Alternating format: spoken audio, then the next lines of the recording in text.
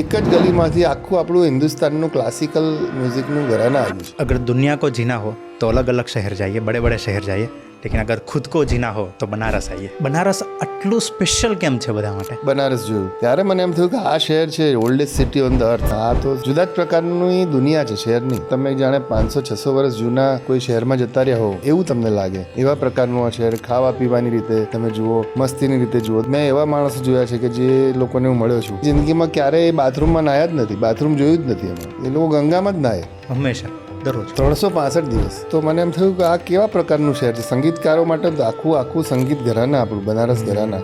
પંડિત રવિશંકર, હરિપ્રસાદ ચૌરસિયા, કિશન મહારાજ, રાજન સાજન મિશ્રા, બિરજુ મહારાજ, આ બધા એક જ લેનમાંથી આવ્યા છે, એક જ ગલીમાંથી. એક જ ગલીમાં. એનું નામ છે કબીર ચોરા. મને એમ કે એવું કેવી જગ્યા હશે, એવી કેવી પવિત્ર ભૂમિ હશે જેમાંથી એક ગલીમાંથી આખું એક ઘરાના આવ્યું.